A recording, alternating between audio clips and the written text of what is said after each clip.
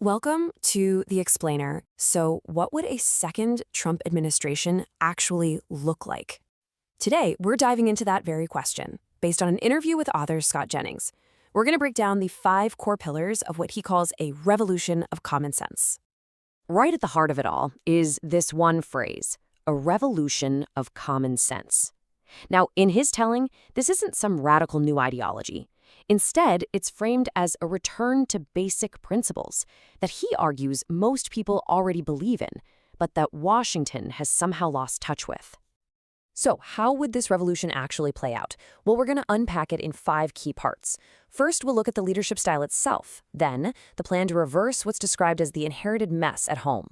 After that, we'll get into the cultural strategy, then the America First foreign policy, and finally, we'll explore the intense urgency that Jennings says is driving this whole thing. Okay, first things first, the leader. According to the source material, everything flows from a leadership style that is just fundamentally different from your typical politician. Let's dig into what that actually means. A key idea Jennings comes back to is this concept of being an outside-the-lines thinker. And that's not just about having different policy ideas. It's about, throwing out the entire Washington playbook.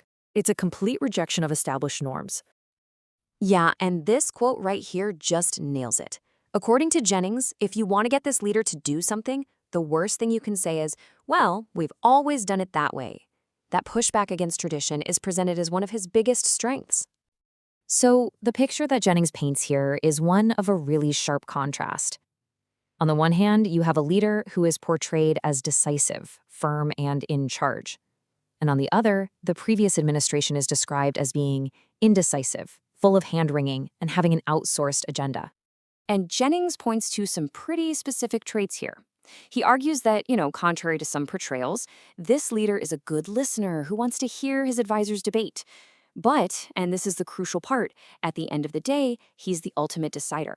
A huge point from the interview is that the team this time around is seen as a much better fit for that style, which is why they believe they can move so fast. Okay, so you've got this leader, this style. What's job number 1? Well, according to Jennings, it's all about tackling what he calls the inherited mess. The entire domestic agenda is framed as a mission to reverse the policies of the administration that came before. And he breaks this mess down into 4 main buckets that the administration felt it had to jump on immediately. You've got the border, the economy, America's place in the world, and social issues. Each one was seen as a full-blown crisis that needed immediate, decisive action. Now, when it comes to the border, the whole approach he describes is just incredibly simple. The argument isn't that we need new, complicated laws. No, the strategy was basically a single command. Just enforce the federal laws that are already on the books, which they claim were being ignored. And for the economy? Well, Jennings lays out this clear 3-part game plan. Step 1, keep taxes low to get things growing. Step 2, go hard on deregulation, especially for energy, to boost American production. And step 3, go back to the drawing board on trade deals to make sure they're good for America first.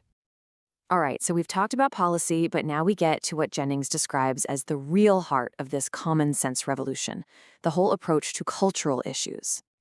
And this quote, this one really gets to the core of it. Jennings argues that a major goal was to give people a permission structure, to make them feel like it was finally okay to say what they were actually thinking about these really sensitive cultural topics without being afraid of getting shut down. So what did that actually look like? Well, the source points to a few key actions. Things like reversing DEI, that's diversity, equity, and inclusion programs in the government, policies to ban biological men from competing in women's sports, and signing executive orders about gender-affirming care for minors. All of these were seen as essential moves to swing that cultural pendulum back. Now, this is a really interesting claim from the interview. Jennings says that these cultural fights are not the 50-50 toss-ups that we think they are. He actually calls them 80-20 or even 95-5 issues. He's arguing that there's a huge, quiet majority of Americans out there, including a lot of Democrats, who are on board with these positions. Okay, so that's the home front. But what happens when this common sense philosophy goes global? Well, as you can probably guess, the guiding principle here is America first.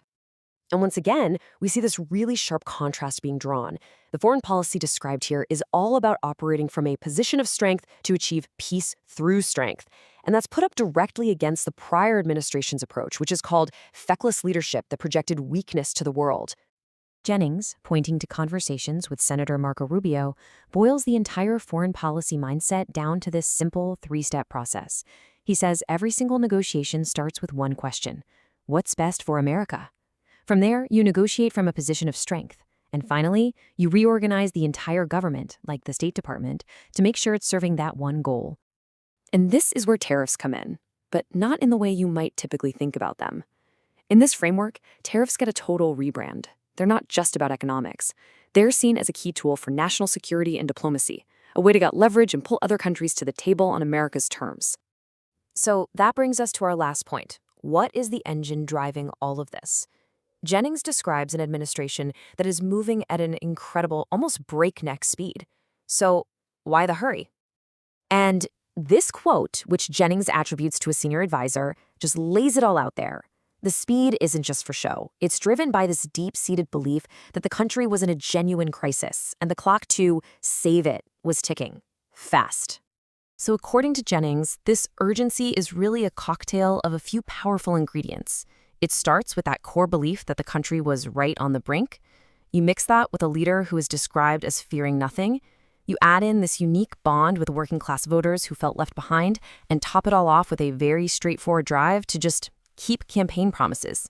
That's the recipe for intense, rapid action. And all of this brings us back to that big question.